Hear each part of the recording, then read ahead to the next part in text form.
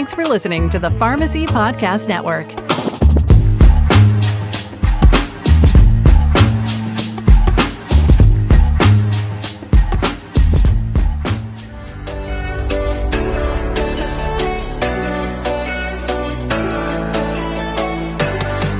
Podcast Network. This is Locked on Pharmacy, brought to you by the American Pharmacists Association. I have the CEO and SVP with me today, Dr. Michael Hogue. It's so good to see you, Michael. How are you? Thanks, Todd. Doing great. It's a beautiful day in Washington. Humidity's not so high, so we're all happy. Right, same thing. Pittsburgh, Pennsylvania. I tell you what, it's 78 days of sunshine per year, and when it's sunny outside, I always want to be by our pool, and it is summer. And I tell you what, things are heating up just from a summer perspective on PBM reform, and it's exciting to see a lot of progression made with multiple agencies coming together to really find the right solutions. On the Hill reported just recently, the title of this article from the Hill was "Medication Middlemen Face Bipartisan Criticism as Congress Eyes Industry Reforms." And this is big news that just came out over the last 2 weeks, with executives from 3 of the largest PBMs are pushing back against that bipartisan criticism during a House Oversight Committee hearing. And lawmakers were digging into the data. There's a lot of things that are coming to light that we really haven't seen talked about enough. Just to clarify, what's the issue? Are we talking about the pharmaceutical manufacturers? Are we talking about the PBMs exclusively? And there's really a mix of things that we've taken the time, the APhA, the NCPA, people like Antonio Chacha with his data and dig in to just clarify and make things more black and white, so we really understand what's going on. And in that way, we can influence and also build better utilization of pharmacy services. So I want to turn it over to you, Michael, just to give us an overview of how this is all tracking. Yeah, well, thanks for the question. You know, the reality is that we must have an overhaul of our payment system for pharmaceuticals and pharmacies. The system is completely broken, and the payment pathways for pharmaceuticals is just a perverse system. I don't know any other way to put it. It's interesting to me when you look at on the side of an employer, for example. Employers are getting charged through a certain amount of money for the prescriptions that they cover, and there's a total mismatch between what they're being charged and what pharmacies are actually making at the counter and are being offered. Hey, I'm going to give you a very personal example. Maybe this is too transparent, but just to illustrate the shenanigans that are going on in this. Prescription medication, I'll leave the name of the medication out, for a acute issue, 10-day supply of medication I had filled at my local independent pharmacy in California.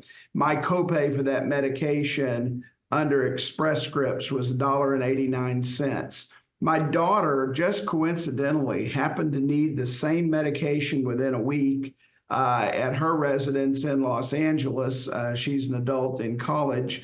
She happened to need the same medication, got the prescription filled at a very large big box retail pharmacy. Her prescription, same quantity, same medication, $3.96 for that same medication. Express Scripts also processed that claim. Interestingly enough, in the very next week, I got a letter from Express Scripts for the prescription I filled at an independent pharmacy, suggesting to me that if I were to move my prescription in the future to a big box retailer, and they named the ones that were their preferred retailers, that I would in fact save money on that prescription as a consumer. Well, I call BS. And if this wasn't a family-rated, G-rated show, I'd say it out loud, because I paid less for that prescription through my local independent pharmacy than my daughter paid at the big box retailer within the same week. Now, what is wrong with that? There's something going on at Express Scripts. There's some kind of kickback process. There's some sort of rebating process. I don't know what it is, but I can tell you this, as a consumer, I felt like I was getting screwed by Express Scripts, and at least they were lying to me. I will tell you that much. As a consumer, set aside my role and why I'm on this call with you today. But I think it's a great illustration that when these PBMs are in front of the United States Congress and they're asked questions directly by members of both parties about their processes and practices, you can understand why no one in Congress trusts what these PBMs say, because we as consumers can't even trust what's happening in front of our own faces. And so, this is the situation that we're in today, and it has to be fixed. This system has got to be fixed. Michael, there was a report that the executive committee used, and it was 32 months of investigation to really dig back into comparisons of the exact same type of transaction with the exact same day supply, the exact same NDC, the exact same setting. And sure enough, they had percentages of 3,000, 5,000. One time it was a 10,000% difference in increase from one place of getting this medication to the next. And it really confused the oversight committee. But what was different this time is they had all this data to go back to double check what the executives of the PBMs were saying, so that it didn't stall us in moving forward with some of the decisions they're going to make in order to simplify these services. And the PBMs as well as PCMA, they want things to stay complicated so that there's a element of excuse to make up why our price is coming out so different from one side of the nation to the other, or based on NDC versus generic, or anything that can drive confusion in order to keep the shroud of mystery over the PBM's model. And really, it shouldn't be that way. If I buy something from a hardware store in California, Pennsylvania, I buy a hardware store in Pittsburgh, let's say Ace Hardware, for example, which is interesting. The privately owned organizations that franchise, the price of that hammer may be a slightly difference, maybe a little bit of a tax difference or base price, but 3 months later, there's not going to be a rebate pullback from the Ace Hardware in Pittsburgh because they weren't part of a special formulary, pulling 100% of the money back and leaving that provider, and that, in this case, business owner, in a negative, and then putting them out of business, where we see pharmacy deserts starting to become a greater threat to public health. 7,000 pharmacies are out of existence as we speak right now than what was happening 2 years ago, but the population is increasing. So we know 300,000 plus active pharmacists, 345 million Americans coming over the next 5 to 10 years in the nation. We need more pharmacy care, not less. And sure enough, this model is very bent and it's broken. So it's good to see that the legislators are getting educated with factual information rather than hyperboil. No, nothing that's just partisan, because this was a bipartisan decisions that have been made and listening. And so it's good to see that things are finally coming much more clarified than ever. Well, I think what's happened is that members of Congress can no longer ignore the number of pharmacies that are closing. I mean, yes, we're losing one independent pharmacy every day in the United States to succumbing to these low reimbursement rates. But we're also losing 3 chain drugstores every day. Yep. And, when Rite Aid filed for bankruptcy, that was a shot over the bow that should have gotten everybody's attention alone.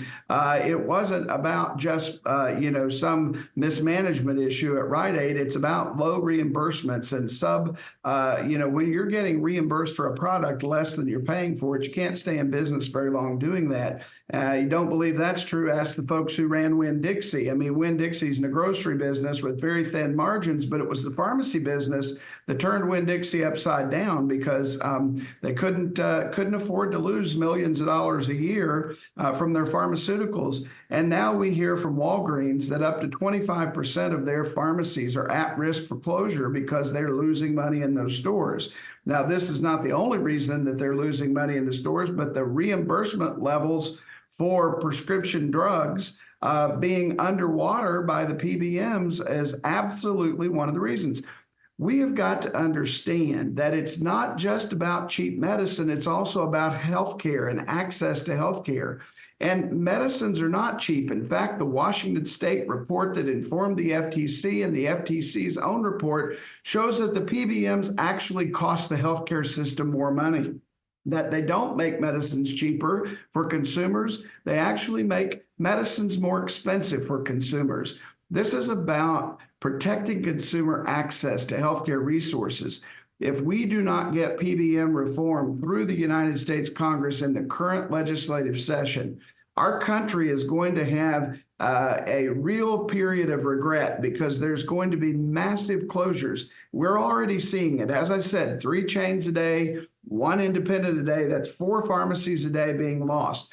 I don't care what magical numbers PCMA puts out there to say, oh, there's 60,000 community pharmacies. No, they're not.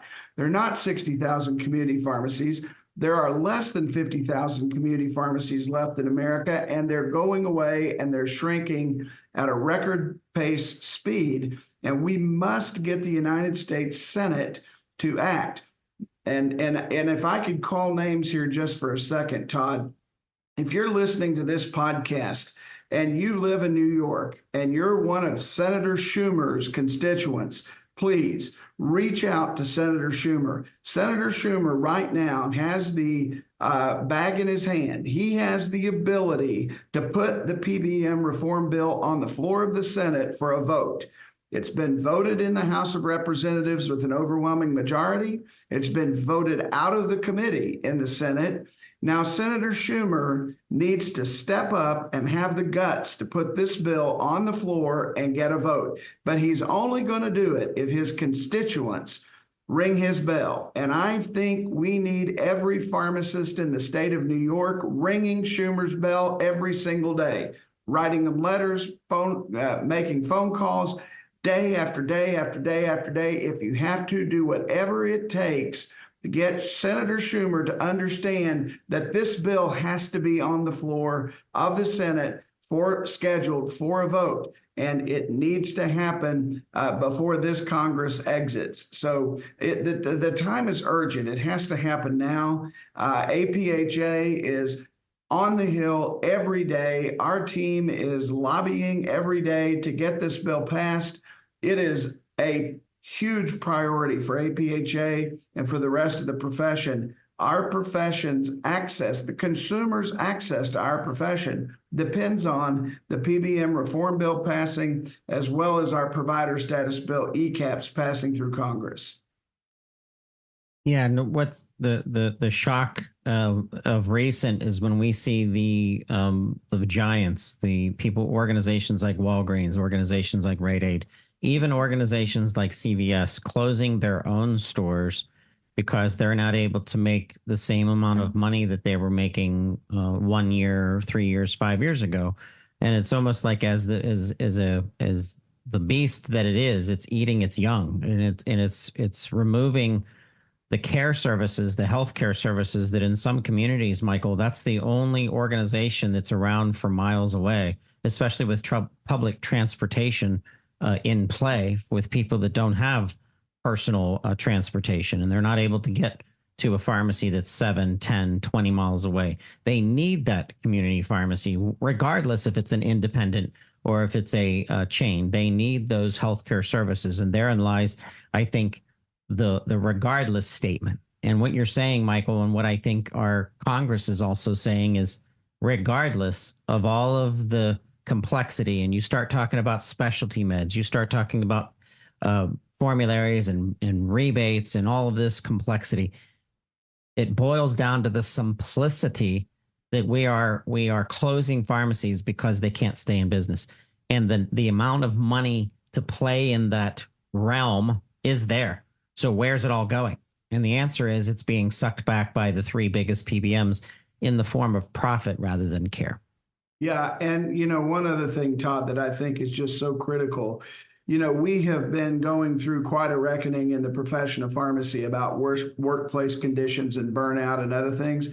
Folks, I'm going to tell you something. Pharmacies closing at this pace is making our workplace conditions worse. Every time a pharmacy closes, the volume from that pharmacy has to be put on the backs of the remaining community pharmacies in that local community, or in some cases, outside of that local community. When volumes continue to go up and there are no pharmacists and no pharmacy technicians to be able to fill those prescriptions, the workload gets greater, our stress goes up, and this is really a serious issue.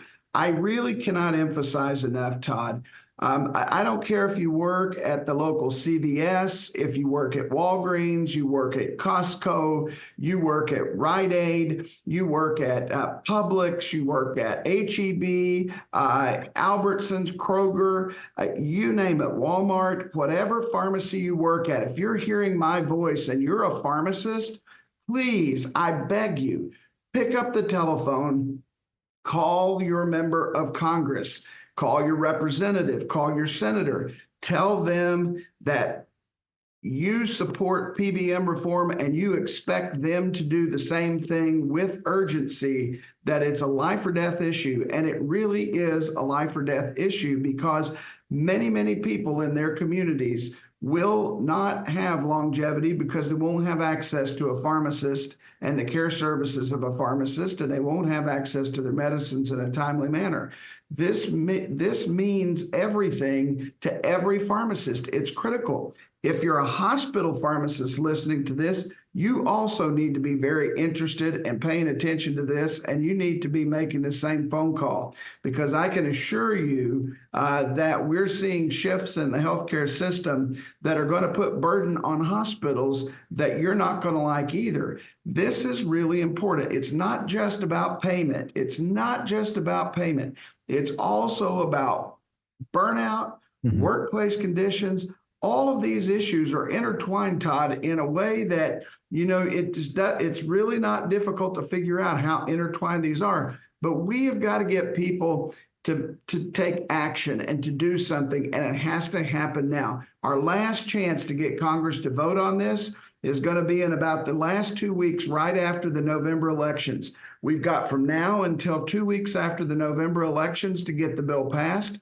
If it doesn't pass at that point, folks, let's start all over the game again next January after the new Congress is seated, and God only knows what's going to happen, because our election is going to be a topsy-turvy one, no matter who wins and which party's in charge of Congress. So we really have to urgently get this in. If you're a pharmacist and you're shy, I understand. This is just picking up the phone. And if you don't want to pick up the phone, go to pharmacist.com. Click on the advocacy tab, and into the advocacy tab, you'll find the ability to actually send an automatic letter. You just put in your address and it'll select for you your member of Congress and your senators, and it will send those people a letter with just your click. And that's all you have to do. Go to pharmacist.com, click on advocacy, and you can make a difference at least with that. But anyway, Todd, we've just got to mobilize the masses of people. We need pharmacists, technicians, students, everybody. It's time.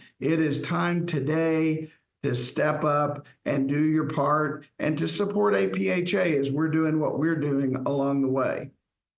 Absolutely. Once again, pharmacist.com, go to the advocacy section of the website. It'll take you to the Advocacy Action Center.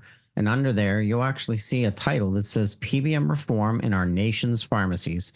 And it gives you all of the ability to understand the actual bills. It gives you an overview, and it gives you a way to reach out and to make your name heard, as well as being part of the support of your local Congress people.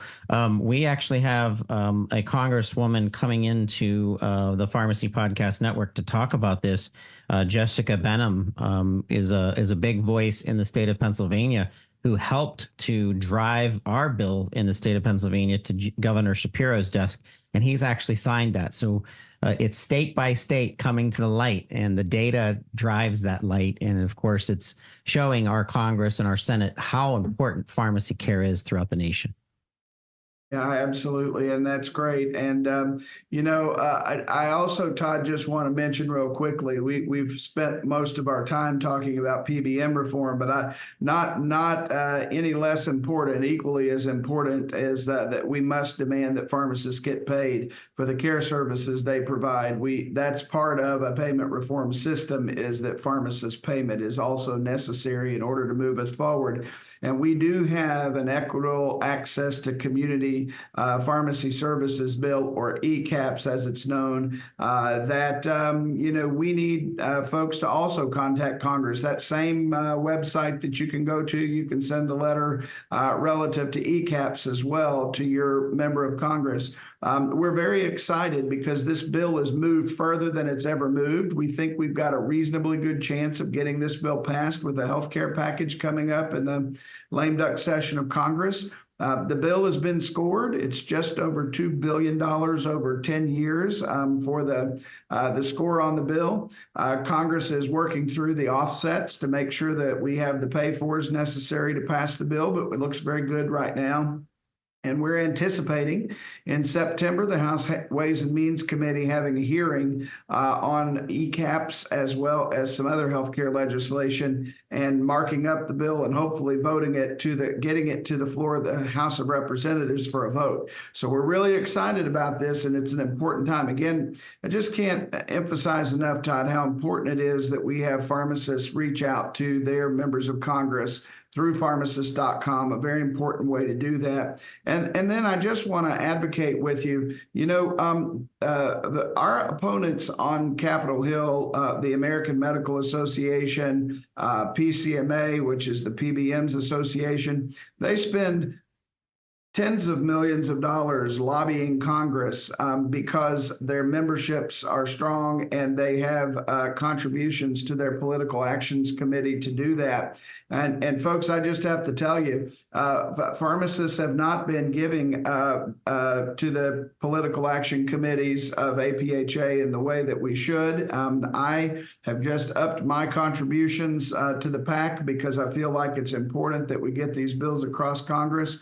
But we need you to join APhA if you're not a member already, and then consider making a donation to our Political Action Committee. When you join, you'll have that opportunity as you pay your dues to give a Political Action Committee donation. And now more than ever, we need your help and your support because we're fighting for our profession, and we need more pharmacists to line up with us and help us. Well, we're excited to support the messaging and the gong and banging of the drums in the increase of the attention that we're making on a national level from our pharmacists from all sectors of pharmacy. I'm so glad that you shouted out health system pharmacists and hospital pharmacy. It's so important to be working together. You've been listening to Locked on Pharmacy, a podcast by the American Pharmacists Association with CEO, SVP, Dr. Michael Hogue. Michael, it's always good to talk with you. I can't wait to have your next episode in play. And once again, if you're listening right now and you can reach out, pharmacy technicians or pharmacists that are out there, reach out to your congresspeople in your area. They'll appreciate to hear from you, and it'll make a big impact. Absolutely. Thanks, Todd. And thanks to all of our pharmacists and pharmacy technicians, student pharmacists who are listening. We are here for you. We're standing behind you, and we appreciate everything you do every day for your local communities.